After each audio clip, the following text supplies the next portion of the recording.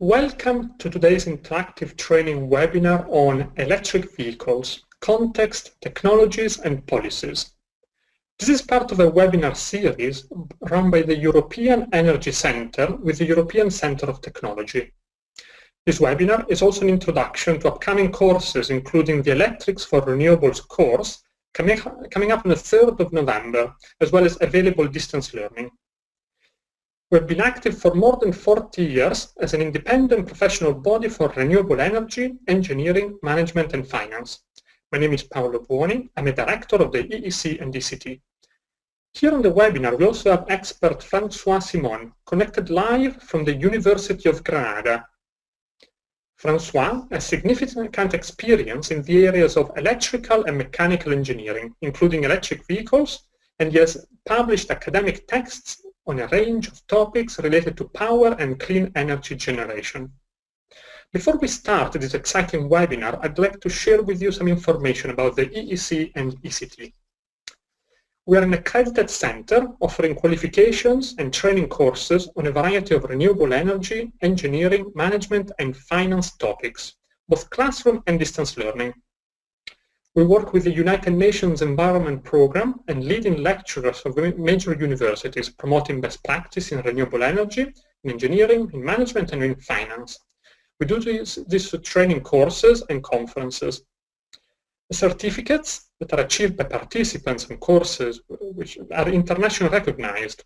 This is the Galileo Master Certificate, and it is provided to participants who pass the exam at the end of each course, both classroom and distance learning.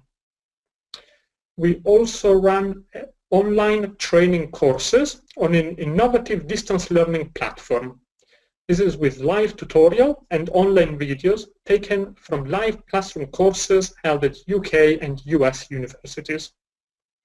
We also run a global professional membership program, which gives professionals and students the opportunity to gain recognition and status within the industry through professional development and by becoming members.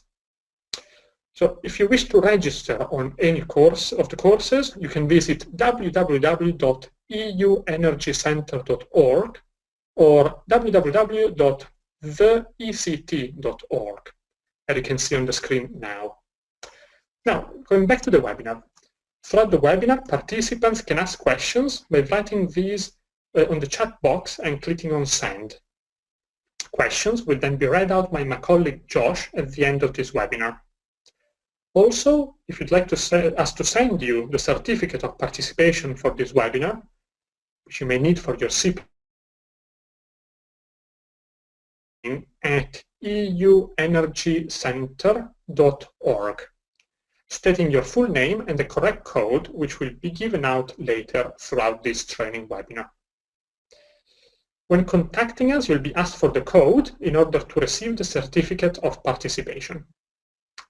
Okay, now I'll pass over to expert François Simon, who has a wealth of experience in this sector and will take us through the very latest in electric vehicles. Over to you, François. Hello, everyone. Welcome to this webinar organized by the European Energy Centre and the European Centre of Technology. Should I show my screen? Yeah. I hope everything is working for everyone. So I'm François Simon, a PhD student from the University of Granada, and today I'm going to talk about electric vehicles in the transport sector. So let's go through the summary. First, we're going to talk about the energy and vehicle panorama, why electrification matters. Then we're going to go through the vehicle technologies, the battery technologies, the vehicle infrastructure, some about the policies and programs in the UK, and we're going to conclude talking about Tesla and Elon Musk. So the issue of climate change has been largely discussed in the scientific community as well as in the media to such an extent that it has become associated to almost all discussions related to sustainable use of energy. The figure on the left here shows the anomalous behavior of global temperature change since the later part of the Industrial Revolution in the 60s when the significant carbon loading of the planet has occurred. The figure on the right shows the exponential rise of atmospheric CO2 concentration. Here are the charts of CO2 emissions by sector, where we can see that transport emissions make up just over a quarter of UK's total emissions and almost a third of the Europeans' emissions. So the contribution of the transport sector in CO2 emissions is quite significant. Now let's have a look at the charts of transport CO2 emissions by mode. Here we see that more than 2/3 of the transport emissions are coming from road transport. This is the mode which needs to be looked after carefully because this is where the potential for emission reductions is the highest. Moreover, poor air quality due to road traffic reduces the life expectancy, and there are up to 50,000 people a year in the UK who die prematurely because of air pollution. We all know that there is a sharp rise of human population in the UK, in Europe, in the world, and we see here that there is also an increase in the number of automobiles on the road.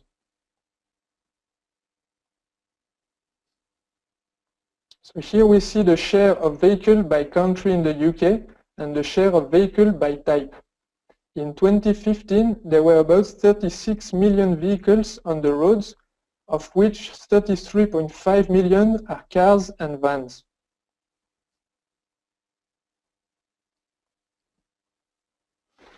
We can see that for the world as a whole, an increased use of fuels are consumed for transport. For the developed economies of Western Europe, we can see that the transport-related energy consumption are beginning to stabilize. This is very important because it means that the related CO2 emissions are also stabilizing.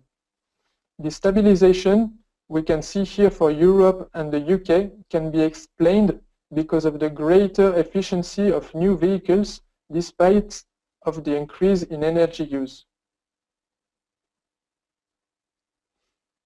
The fossil-fueled automobile has served mankind for over 100 years, but its energy audit shown here indicates an efficiency of only 13% to move the vehicle mass.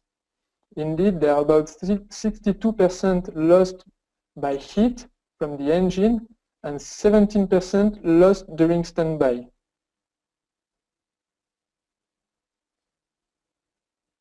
Oil prices are subject to high price volatility. This is also true for all fossil fuels. We can see here the rise of the price of fuel delivered to the motorist. In the UK, the fuel price rose by almost 100% within a decade between 2000 and recent decrease due to oil overproduction in 2014. The electricity price is also rising. However, the price of electricity is much more governable because multiple sources contribute towards its generation, including renewables, which have now a very significant share in the electricity generation mix.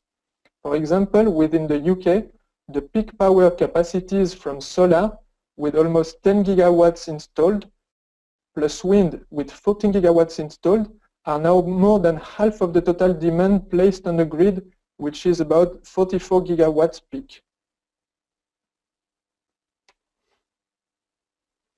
So we see now here the main drivers towards transport electrification, which are growing pollution, rising oil prices, depleting oil reserves, increasing environment awareness, governmental incentives. They are all pushing the electric vehicle sales. On top of that, using an electric vehicle, we have less fuel consumption, lower running cost, silent operation, and zero tailpipe emissions, which all makes electric vehicles very attractive compared to combustion engines.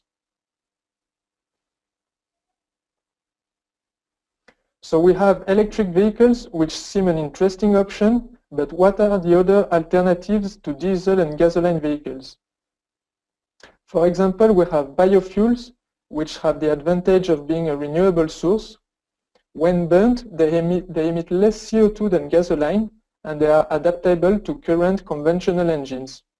However, biofuels imply a monoculture of the land, which could be used instead for the production of food or vegetables. Monoculture means also the use of fertilizers and pesticides, and large quantities of water, which could be an issue in dry countries. And similarly to oil, biofuels are also subject to price volatility. Another alternative is the natural gas, which can be used to produce electricity for electric vehicles or as a fuel in combustion engine vehicles. To produce the same amount of electricity, the combustion of natural gas emits 30% less CO2 than oil and 50% less CO2 than coal. However, we lose half of the efficiency when the natural gas is used as a fuel in a combustion engine vehicle as compared to when it is used for electricity generation in a power plant. Indeed, 30 cubic meters converted to electricity yield 480 miles in an electric vehicle, while about 30 cubic meters in a natural gas vehicle have a range of only about 240 miles. Moreover, this alternative to diesel and gasoline requires the installation of natural gas pumps in filling stations.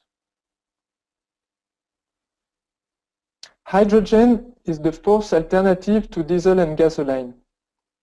Hydrogen energy is renewable because it is made of water and it has minimal environmental impacts. There are no tailpipe gas emissions.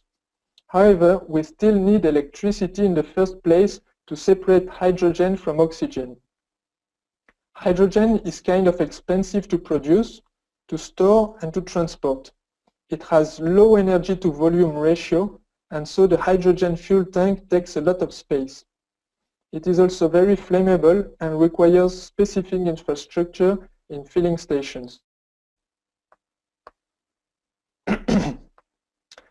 So, if electric vehicles seem probably the best option for a sustainable transport future, what are the main challenges for the complete electrification of the transport sector?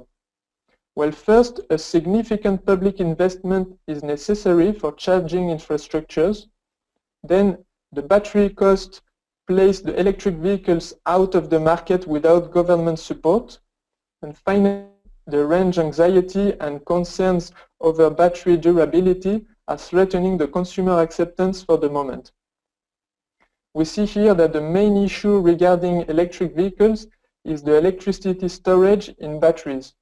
It is true that batteries are expensive, they are heavy, they have limited capacity levels for the automobile industry, but this is why it is the component which is getting the most attention in research and development investigation in order to find solutions for the batteries to be able to store larger amounts of electricity and become cheaper. Now the second chapter, the electric vehicle technologies. We see here the components of the four types of electric vehicles. We have the hybrid electric vehicle, which has an internal combustion engine, ICE, plus a small electric motor, plus a small battery only rechargeable by conversion of braking energy. Then we have the plug-in hybrid EV, which have a battery rechargeable by external power sources. It has larger batteries, a larger electric motor, and a smaller internal combustion engine. Then we have the battery EV, which has only electric propulsion. Its battery is much larger than the two first types. And then we have also the fuel cell EV, which has only electric propulsion. The battery is recharged by the fuel cell, and the hydrogen is rechargeable externally. Now let's go through the different drivetrain configurations of electric vehicles. So first we have the mild hybrid electric vehicle, which is the least electrified type of hybrid. Basically, a mild hybrid is a conventional internal combustion engine vehicle with an oversized starter motor that can be also used as a generator, and an oversized battery that powers and is recharged by the motor. In a mild hybrid, the engine must always be on while the vehicle is moving.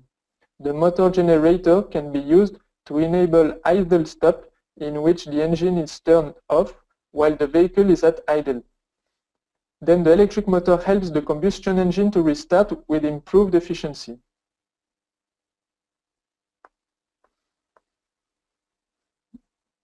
In a series hybrid, there are two energy sources, but one single path to power the wheels of the vehicle. Only the electric motor provides the vehicle propulsion. The fuel tank feeds an engine which is coupled to a generator to charge the battery, which provides electrical energy to a motor generator to power the wheels through a transmission.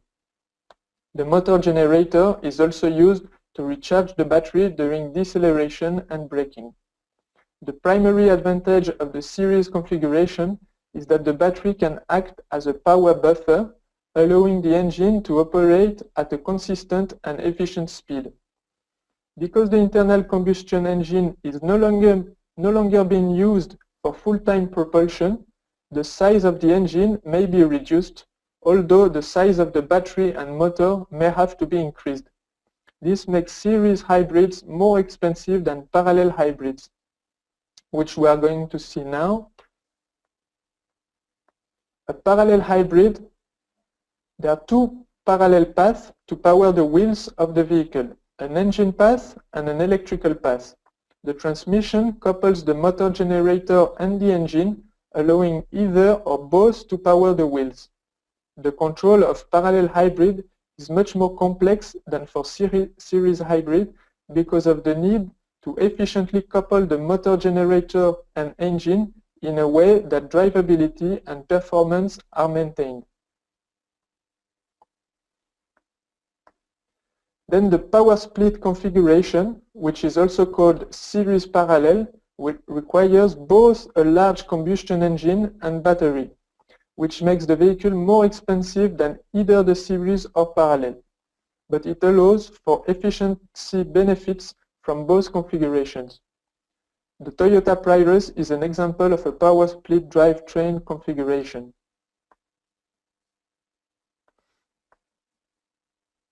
Here we see the chart of a basic battery electric vehicle system. It's the most simple configuration. Although in practice there can be many variations of the design based on the type of transmission, the use of a clutch, gearbox, differential, and fixed gearing, as well as the number of batteries and motors. Now let's talk a bit about the regenerative braking. The energy efficiency of a brake is only about 20%, with the remaining 80% being converted to heat through friction. The regenerative braking may be able to capture half of that wasted energy and put it back to work. This technology can reduce fuel consumption by 10 to 25%. Now let's see how it works. When the driver steps on the brake pedal, these types of brakes put the vehicle electric motor into reverse mode, causing it to run backwards and thus slowing the car's wheels. While running backwards, the motor also acts as an electric generator, producing electricity that is then fed into the batteries.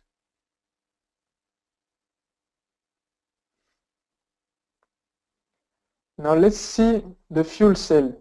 A fuel cell is a device that converts the chemical energy from hydrogen into electricity through a chemical reaction. Here we can see the process of this electrolysis. There are other types of fuel cells which use different types of electrolyte and catalyst materials, but which are not suitable for automobiles because of their high operates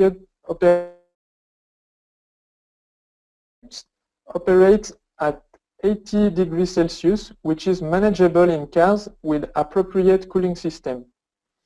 Because of the amount of heat produced at the same time as electricity, the fuel cell has only a 40 to 50% efficiency.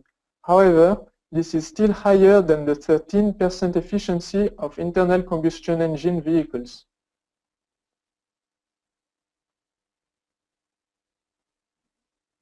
Here's a presentation of the 2017 Toyota Mirai, which is a fuel cell electric vehicle.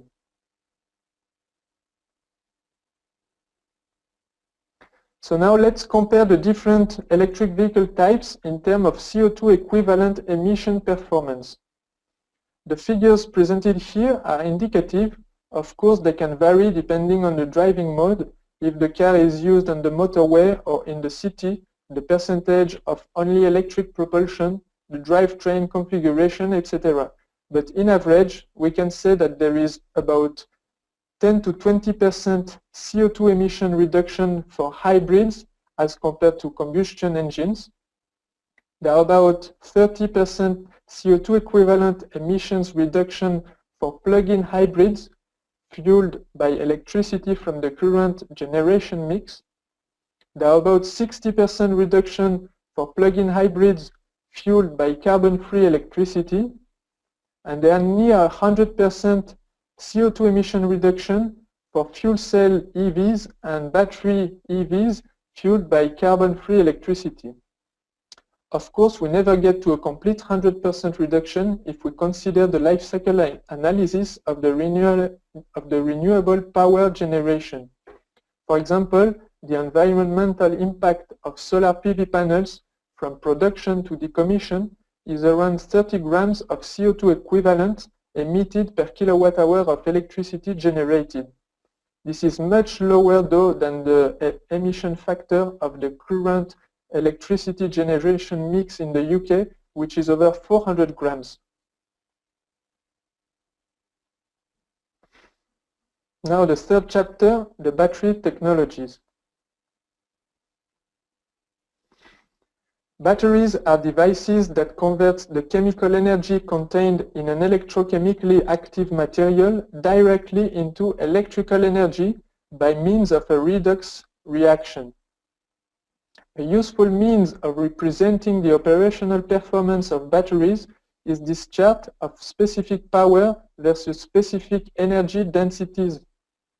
This chart is known as a range plot. It shows three common rechargeable batteries, the lead acid, the nickel metal hydride, and the lithium ion battery. In general, batteries can be either of high power or high energy density. A high energy density battery is useful in applications where a longer driving distance is required, for example in battery EVs or plug-in hybrids, in which it is intended to drive on pure electricity for long distances. A high power density battery is useful in applications where a short but intensive power pulse is required, for example in hybrids where the electric motor is used mostly to assist the combustion engine for short periods of time, like at the start.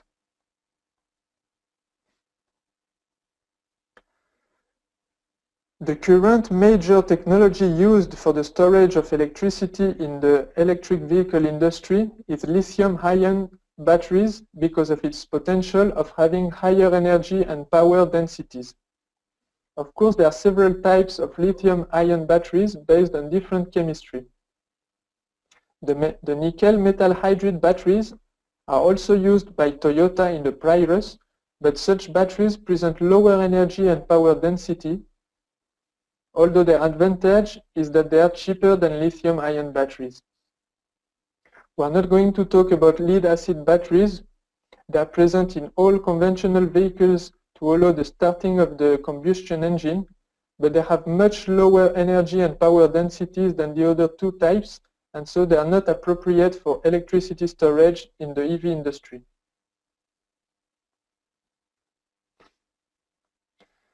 The nickel metal hydride battery has been adapted to a wide range of applications, from small electronics to hybrid EVs.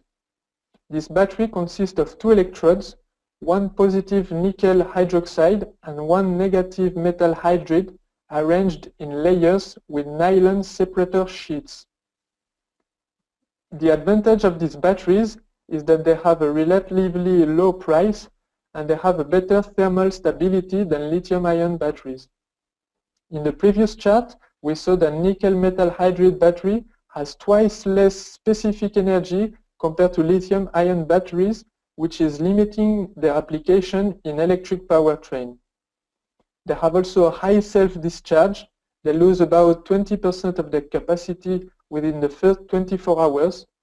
Moreover, these types of battery generate heat during fast charge and high load discharge, which is an issue regarding their safety, performance, and longevity. The lithium-ion battery is used by millions of people around the world in mobile phones, laptops, cameras, power tools, etc.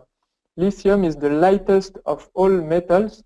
It has the greatest electrochemical potential and provides the largest specific energy per weight. That's why lithium-ion batteries have characteristics of high energy and power density and have shown to be less affected by memory effect compared to other types of batteries. These characteristics make such battery the most likely candidate to assist sustainable mobility, such as electric vehicles. Longevity, low self-discharge, rapid charging, and high load capabilities are among their advantages. We see here the battery structure. The two first figures on the left show the unfolded and folded layered structure in the battery. This is also referred as a sandwiched configuration. In the third figure on the right, we can see a schematic representation of the charge transfer between pairs of electrodes during charge and discharge cycles. Lithium-ion battery uses a cathode, an anode, and an electrolyte as conductor. The separator is porous to enable the transport of lithium ions. It prevents the cell from short-circuiting and protects the cell from thermal runaway. The critical feature of lithium-ion batteries is the rate at which the cathode can intercalate and deintercalate free lithium ions. The lithium-ion battery seems to be the most appropriated technology for the storage of electricity in vehicles, but safety issues, cost, and thermal effects remain as the main barrier to their development in large fleets of vehicles on public roads. Indeed, under high discharge conditions, these batteries are prone to excessive temperature rise. For safety reasons, as well as for an optimum performance and longevity, it is necessary to control their thermal behavior with the use of heat exchangers. The term lithium-ion includes a number of different chemistries. Each chemistry offers a different mix of cost, durability, performance, and safety. The figure here shows the chemistries under development in the automobile industry.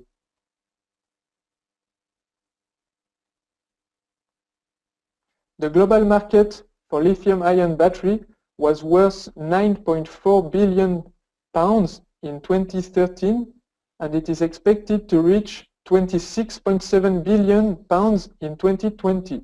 It is growing at a rate of about 14% per year.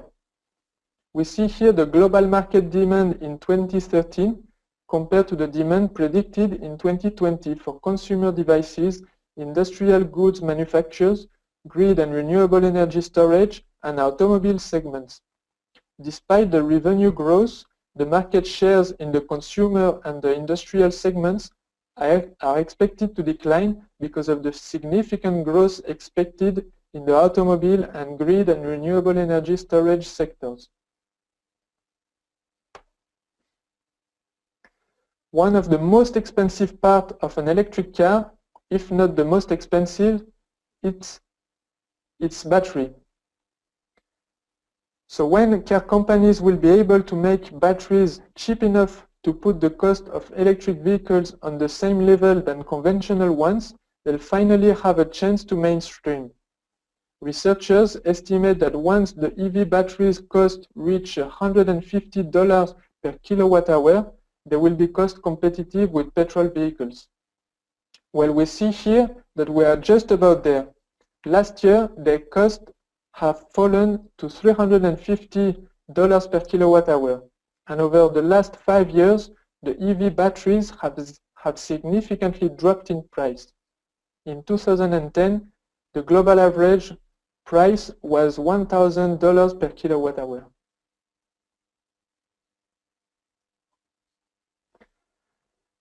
Now let's go to the fourth chapter, the vehicle infrastructure. So here we have a map of London showing the charging connectors installed in London. There are currently over 1,900 public charging points in London as of October 2016. Here's a map of the UK showing all the charging connectors. There are about 12,000 connectors over more than 4,000 locations across the UK.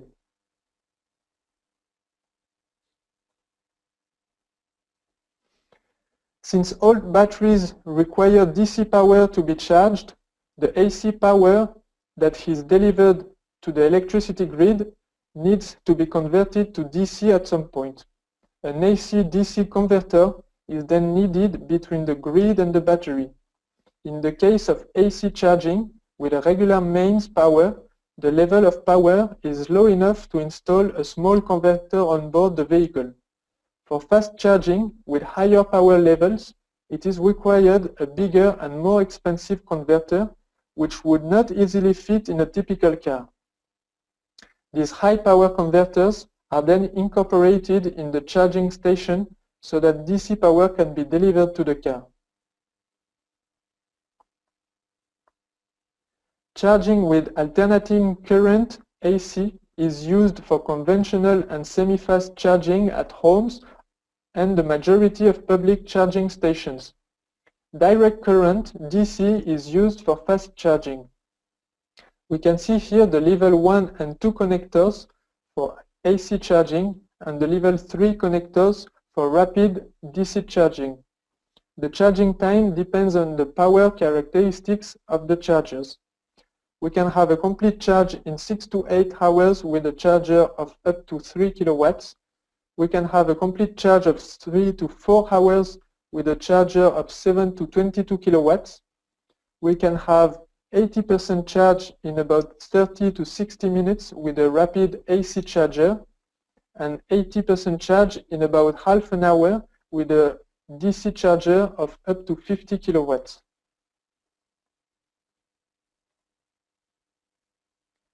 Here is a representation of the number of connectors installed in the UK over the past 5 years.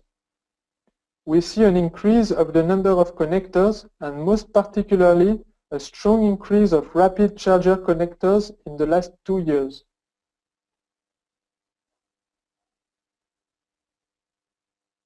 So now let's talk a bit about the intelligent grid, also called smart grid.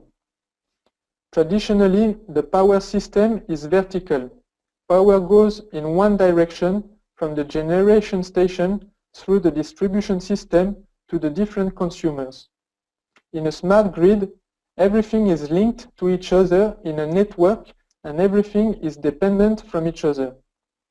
It is a more complex system, more horizontal, where diversity of power sources is the strength, where every player are more autonomous and have more responsibilities. The system uses new telecom technology to send messages through national electricity cables to any appliances with a smart plug connected to the mains, asking it to adjust its energy use. The objective is that the flexibility provided by thousands of appliances combined could reduce peaks in energy use and remove the need for large new gas or nuclear power stations for times of short supply. The main objectives of the smart grid is to make better use of the installed generating capacity. In the home, this could mean allowing the temperature of a freezer to increase by 0.5 degrees to cut demand or turning up a water heater at 1 a.m. to use spare renewable energy. This can be achieved also by offering differential pricing for electricity to encourage consumers to switch from periods of high demand to periods of low demand. For an electric vehicle plugged in to recharge, the smart grid could mean allowing the electricity stored in the battery to be distributed to the grid for short periods of time to cut peak electricity demand, and allowing the vehicle to charge when the demand is lower or when the electricity is cheaper.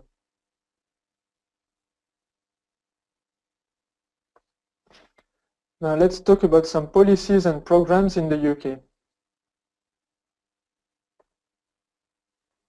So in London, we have the Electric Vehicle Delivery Plan, which was launched in the Climate Summit in Seoul in 2009. The plan includes the introduction of 100,000 electric vehicles in London as soon as possible. The key elements of the Electric Vehicle Delivery Plan strategy are the infrastructure to develop a network of electric charging points, the vehicles to make electric vehicles more common on London streets, and the incentives and information to stimulate the market. The Electric Vehicle Delivery Plan was revised in 2015 with the same general strategy and setting new action plans. It is stated in the plan that no Londoner should be more than 1 mile away from a public charging point, that 20% of all new parking spaces should provide electric vehicle charging, and the plan includes the creation of a comprehensive public charging station network, the Source London. The Source London was launched in 2011. It is now the largest publicly accessible charging network in the UK. All points can be accessed by one smart card. It is £10 per month, the membership, and then it has a fee of £180 for a rapid charge, plus 30p per kilowatt hour. And for the slow charge points, it is 3.6p per minute of use. Siemens is delivering the back office and IT to facilitate the call center for help and reporting issues, as well as the maintenance. The Source London was facilitated by the Plugged in Places grant of £9.3 million over 3 years.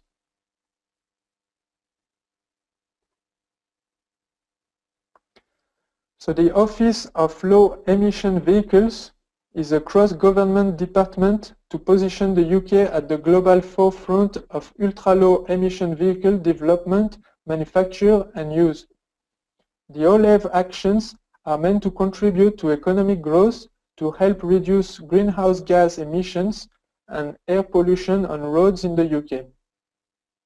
There was a previous funding for the period 2010 to 2015 of £400 million to finance the Plug-in Places program to kickstart public charging infrastructure, the plugged-in car and plugged-in van grants to reduce the cost of electric vehicles. This is still ongoing, as well as financing the research and development about vehicle technology and smart electricity grid.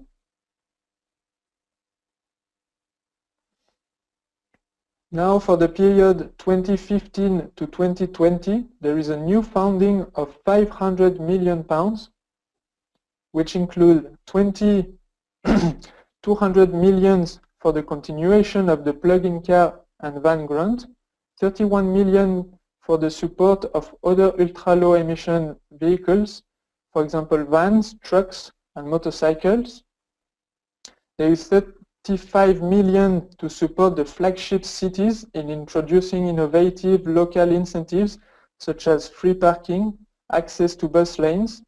There is 30 million to boost the low emission bus market. There are 32 million on new infrastructure including rapid chargers. There are 20 million pounds to encourage a new generation of ultra-low emission taxis, and 100 million for the research and development. There are also about 50 million unallocated to enable the flexibility, for example, for hydrogen vehicles.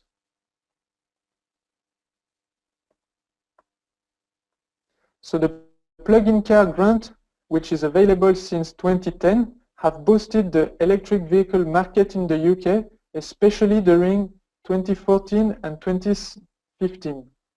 The tendency seems to be continuing in 2016 with a number of 28,000 new registrations of battery EVs and plug-in hybrids until September 2016. This is already more than half of the total number of electric vehicles on the roads in the UK.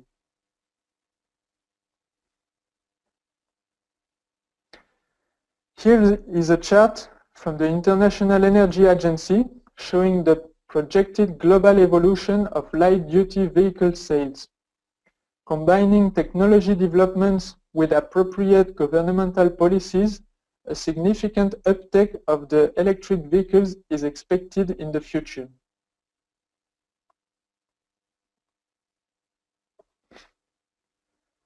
Now let's talk about Tesla and Elon Musk. So who is Elon Musk? He's an engineer, an inventor, and an investor. He founded Zip2 in 1995 with £22,000, which was then acquired by Compaq in 1999, and Musk received £17 million for the sale. Then the same year he co-founded X.com with £8 million, which then merged with Confinity, renamed PayPal in 2001, and PayPal was then acquired by eBay in 2002, and Musk received for that sale £130 million. Then he invested this money to found SpaceX in 2002 with £80 million. He then joined the board of Tesla Motors as a chairman in 2004, became CEO and product architect in 2008. He invested personally in Tesla Motors about £56 million. He also provided concept and financial capital for SolarCity, founded in 2006 by his cousin. Musk remained the largest shareholder of SolarCity, which is now the second largest provider of solar power systems in the United States.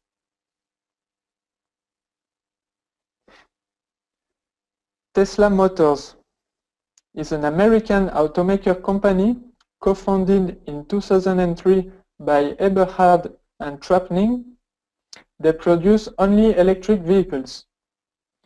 It was named after the Serbian inventor and engineer Nikola Tesla. It is actually an homage to Nikola Tesla, who created the induction motor and alternating current power transmission. Tesla produced the Tesla Roadster in 2008, the first electric sport car, the Model S in 2012, which is the world's second best selling pure electricity vehicle after the Nissan Leaf. Then the Model X in 2015, the crossover SUV with the bird wing doors. And the Model 3 is announced for 2017, which is the last one here in the picture.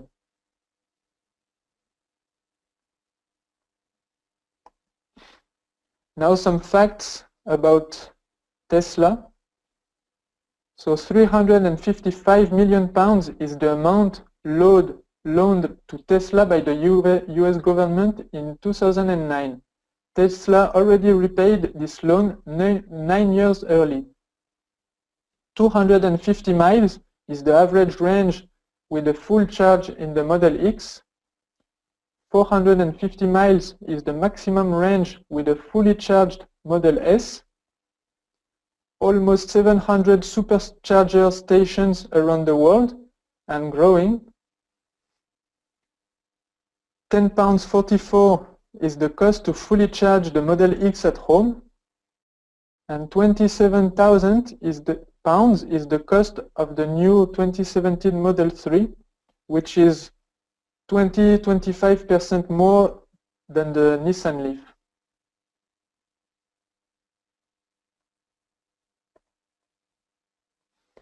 Tesla is building the Gigafactory for the production of electricity storage devices for vehicles as well as for stationary utility applications.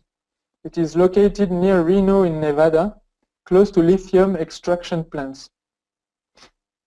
It will be the second largest building in the world after the Boeing factory.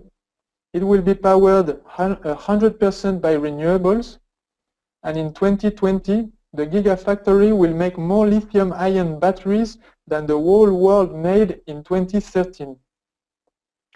There are about 14,000 employees in Tesla.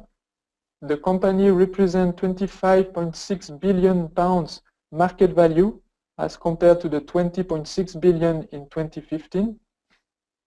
And $1 is Elon Musk's official annual salary from Tesla.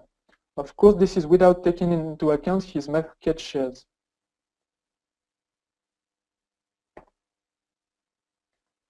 So the initial plan of Musk, written 10 years ago, included providing solar power. He already wanted to make solar power at the beginning, but before that, he first wanted to be good at producing a fancy and amazing electric vehicle, and then using these profits to produce more electric vehicles that might be less expensive and fancy, but still were better than the competition. According to Musk, the point of all this was and remains accelerating the advent of sustainable energy. And life is still good.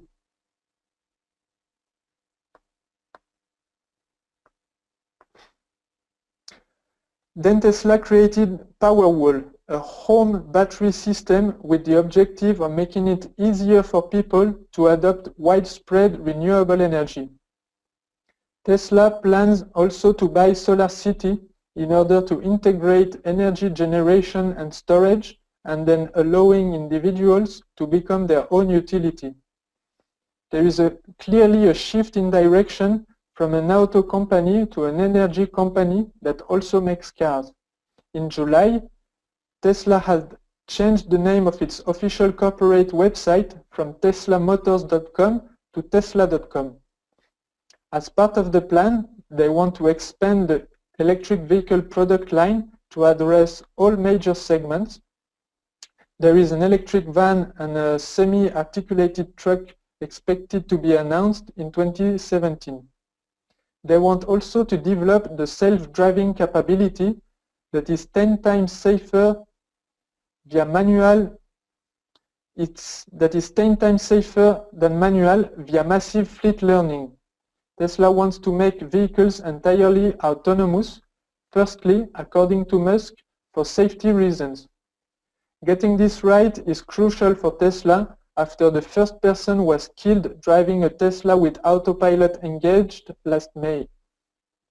If they can get this right, Musk can then turn Tesla towards the final goal of the master plan, which is sharing. Tesla wants to enable car owners to make money when they are not using it. Musk envisions a future where someone can go to their phone and summon a Tesla from anywhere in the neighborhood, like an Uber, but without a driver.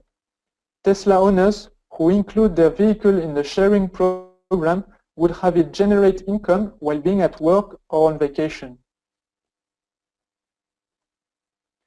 And to conclude on Musk, one of his famous quotes, "Burning oil, which is quite precious, is like taking furniture from your house and setting it on fire for heat." That's it. I'm finished. I'm ready to answer some questions. Hi there, Francois. That's brilliant. Thank you very much for your presentation. It was really interesting. So some of our participants have submitted a few questions, if you'd mind answering them now for us. Okay, that's fine. Great.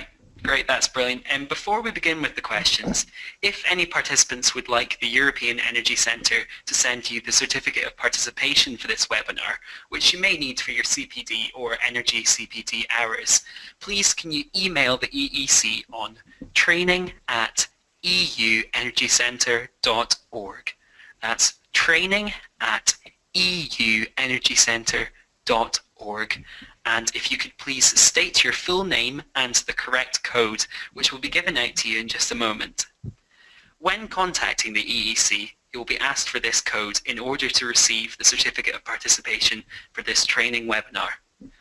The code is EEC Electric Vehicles, which you will be able to see on Paolo's final slide shortly. That's EEC Electric Vehicles. Now back to the question and answer session. Francois, the first question I've got is, can I use a normal domestic socket to charge an electric vehicle? Yes, sure. It is possible to charge from a normal socket at home, although the power of the electricity power at home is quite low and the charging time will be quite long. But overnight, it is possible to charge in, let's say, 8 hours to fully charge a battery electric vehicle overnight, and in the morning it will be fully charged. That's no problem, and it's possible to charge it from a normal socket, although the charging times will be slow. That's brilliant. Thank you very much for that. The second question I've got is it much eco-friendlier to drive an electric vehicle when most electricity is generated by burning hydrocarbons anyway? Well, this is the point that it is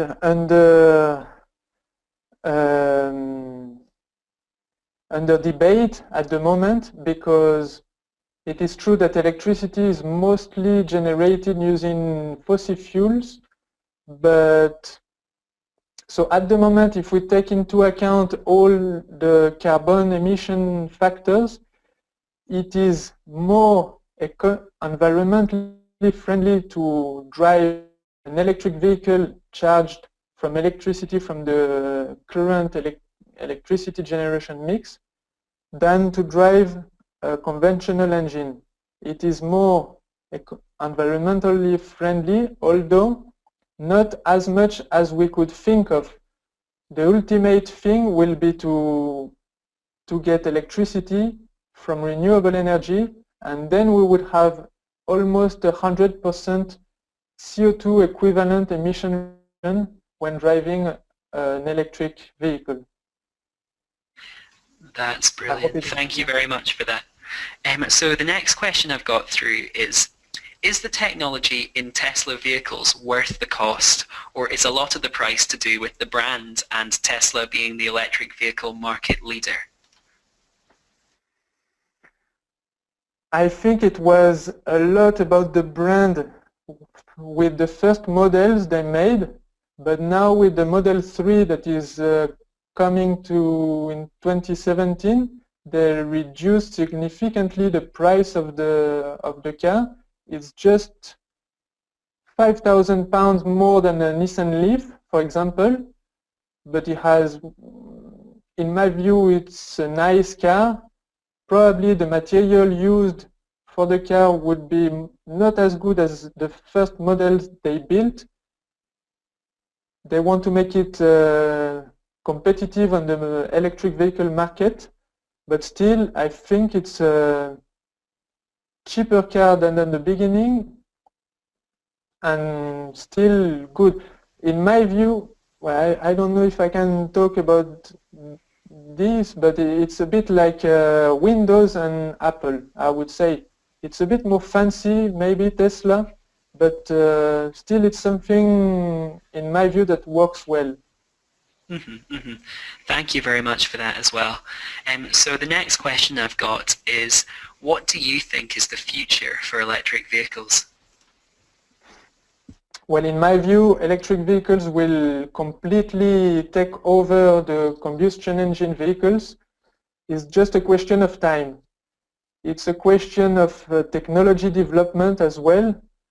When the batteries will be cheap enough and powerful enough, then the electric vehicle will take over completely the combustion engine vehicles. That's just a question of time.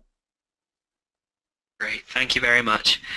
So the next question I've got is, in a typical electric vehicle, how many miles could I drive on a single charge?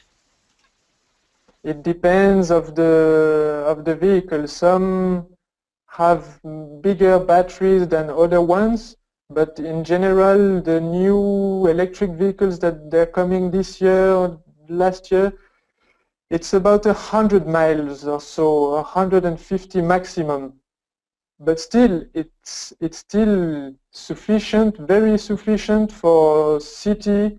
If you live outside the city, go to the city to work for 50 miles per day driving, it's more than sufficient. Then of course, it's not enough if you want to go all the way, I don't know, if you want to do 1,000 miles or kilometers, if you want to travel. Then for this reason, you need to have charging points in many different places, so that along the road you can charge the car. And these charging points, now they are installing these ones that are fast charging. So in half an hour, the time to have a break, probably on the road, on the motorway, to take a coffee, and the car is charged and you can continue your travel.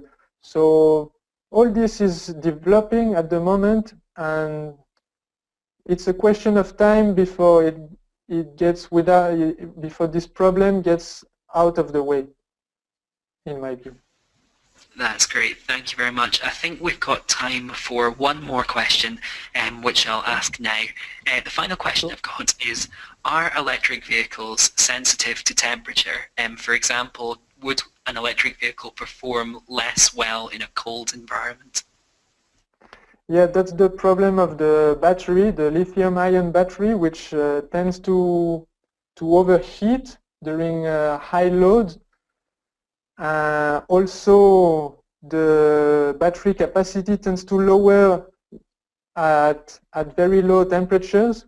So the thermal behavior of the batteries have to be controlled in an electric vehicle so that the battery can operate between 25 and 40 degrees Celsius. That's the best range of temperature for operating the battery. So this should be also part of the technology for electric vehicles makers. The control of the temperature of the battery is very important. This can be done with the use of heat exchangers. That's great. Thank you very much for that, Francois. I'm afraid that is all the questions we've got time for today. So I'm now going to hand over to Paolo, who will conclude today's webinar. So thank you very much indeed, Francois Simon, for your really interesting and informative presentation. It was actually very inspiring, so thank you for that and for your time. Thanks also to all involved in the realization of this webinar. A special thanks goes to the very many participants which are connected live from all over the world. We have representatives from Africa, Europe, Asia, and America, all currently connected live to this training webinar. So to keep up to date with upcoming webinars, please visit our website, www.euenergycenter.org. Or to register on any of the upcoming courses, please visit www.euenergycenter.org/training or www.theect.org/training, as you can see on the screen now. So thanks again. Look forward to seeing you soon again on our next training webinar, seminar, or training courses. So from all of us here at the ECT office in the United Kingdom, Edinburgh, and from University of Granada, thank you and goodbye for now.